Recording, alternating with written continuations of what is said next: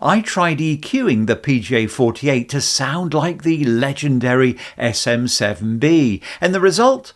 Well, you'll have to hear for yourself, but I think you'll like it. This Shure SM7B costs over $400. Add an inline preamp and you're closer to $600. Meanwhile, this Shure PGA48 costs just $47. So the question is, can you get a budget Shure mic like this PGA48 to sound anything like the SM7B with just a little EQ trickery in Adobe Audition?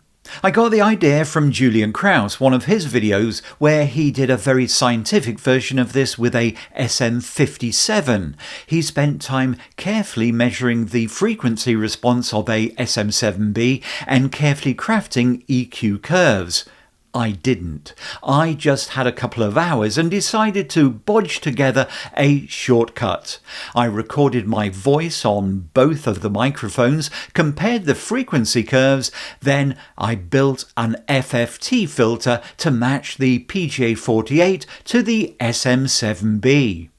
Here's what I did. I set up the SM7B and the PGA48 side by side at the same distance from my mouth. Now, to make sure that the mic capsules were the same distance, I removed the foam filter from the 7B and the metal grill from the PGA48. Then I could make sure that the two capsules lined up and they were the same distance from my mouth. And then I just put the windshield and the grill back on the microphones. I then added inline preamps to both of the microphones so that I'd get a clean signal boost on both mics, and I fed the signals into my Zoom H5, the PGA48 on the left channel and the SM7B on the right.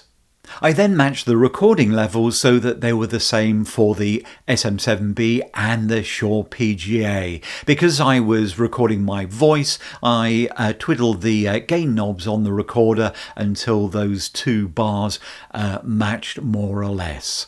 Then I recorded a short test script. That left me with a stereo file with both mics perfectly aligned on separate channels.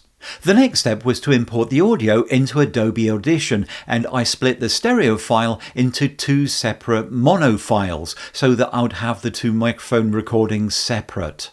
I ran a frequency analysis on the SM7B track. That's the curve that I wanted to copy. And then I did the same with the PGA48, then overlaid the two curves.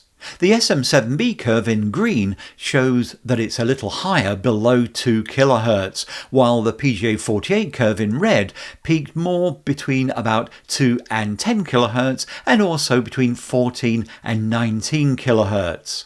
By going to the effects and then choosing EQ, I can then pick up the FFT filter. I use that to add EQ points and push the PGA48's curve closer to that of the SM7B's. Looking at the original overlaid curves, I judged the difference between the two curves and I adjusted the FFT filter by that same amount between the two curves at various different frequencies. I then applied the filter to the PGA48 audio and performed a frequency analysis on the outputted file so that I could see whether I needed to apply any further adjustments. In actual fact, it took 15 versions and 23 EQ points before the curves lined up well enough. And to be honest, I'd run out of time anyway. So, did it work? Well, let's make this fun. I'm going to play short bursts of audio from both mics. One is the raw SM7B, the other is the PGA48 with my FFT filter applied, and I'll keep switching back and forth.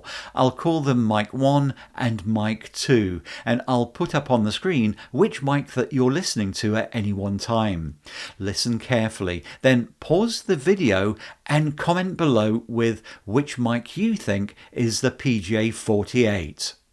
One of these is the SM7B, and one is the EQ'd PGA48. Can you tell which is which? Drop your guess into the comments.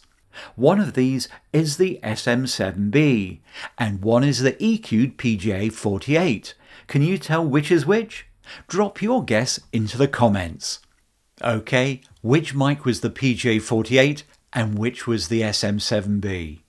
Well, the PGA48 was in fact mic 1. Honestly, I was surprised at how close I got. Of course, it's not a perfect match. There is a difference.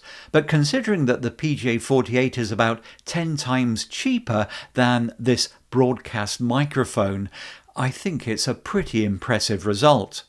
Now, before anyone dives in and complains about my method, yes, I know this wasn't a scientific test. It was just a quick bit of fun. But the takeaway is quite clear. With some EQing effort, a budget mic can be pushed to sound far better than its price suggests. So, if you can't afford a SM7B, don't despair. A cheap mic like this PGA48 with some post-processing can get you closer than you think. But let me know in the comments whether you think this solution would work for you. And if you want to try this experiment yourself, I've listed the exact 23 EQ point adjustments that I used in this video down in the description. You'll also find links to both the Shure PGA48 and the Shure SM7B in the description and pinned comment. Thank you very much for watching, and if you enjoyed this audio experiment, give this video a like, share it, and subscribe to this channel for more gear reviews and content creation tips. Until next time, YouTube thinks that you'll love this video over my shoulder. I'll see you over there. Bye.